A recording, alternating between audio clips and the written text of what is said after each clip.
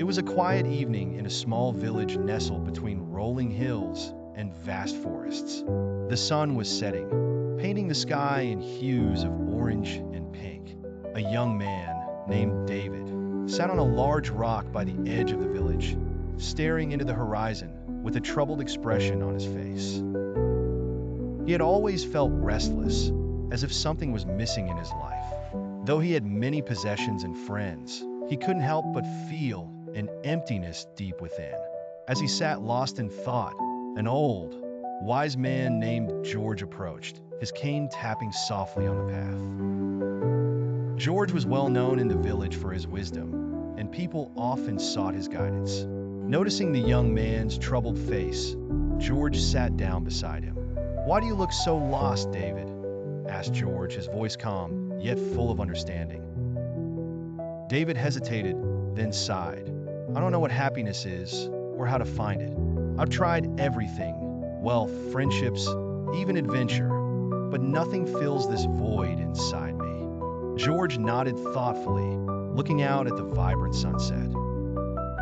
"Happiness, young one, is not something you can hold in your hand or chase down a road. It's more like the sunset you're watching, beautiful and fleeting, yet always present if you stop and look." David, still perplexed, turned to the wise man. "But if I can't hold on to it, how do I find it? How do I pursue something that feels so distant?" George smiled gently and said, "Let me tell you a story. The story of the river and the flower. Once upon a time, there was a river that flowed through the land, strong and full of life. It provided water for all the creatures and plants that lived near it, and yet it was never still. The river was always moving, always rushing towards the sea.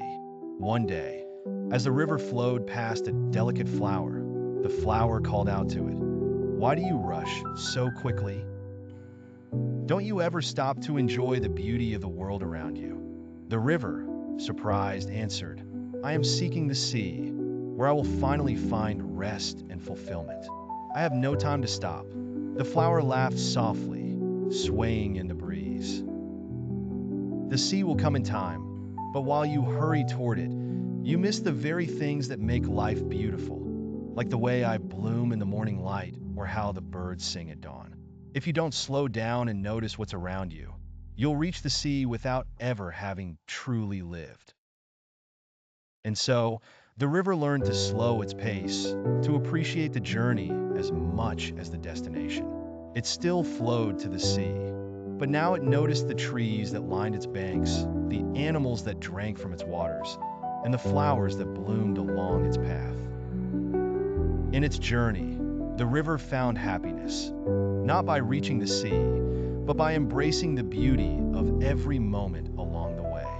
David listened quietly, the wise man's words sinking in. "So, you're saying happiness isn't something I can find by running after it?" George nodded. "Exactly. Happiness is not a destination. It's the moments in between, the joy you feel when you are present in your life. You see, most people think that happiness is something out there, something they must chase or achieve. But happiness is not found in possessions, status, or even people. It is found within, in the way you experience and appreciate the world around you." David frowned slightly. "But how do I start? How do I find happiness within myself when I've been looking everywhere else?" George looked at him kindly. "Start small. Practice mindfulness, being fully present in each moment. Notice the little things that bring you joy, a cool breeze, the sound of birds, the laughter of a friend. Cultivate gratitude for the things you already have. And most importantly, learn to love and accept yourself. Happiness comes from self-love and understanding that you are enough, just as you are." David sat in silence, the weight of George's words washing over him like the calm of the evening breeze. He realized that he had been running through life, constantly seeking, yet never pausing to appreciate what was already in front of him. "So, I don't need to chase happiness?" David asked, his voice softer now. "No," George replied. "You need to embrace it.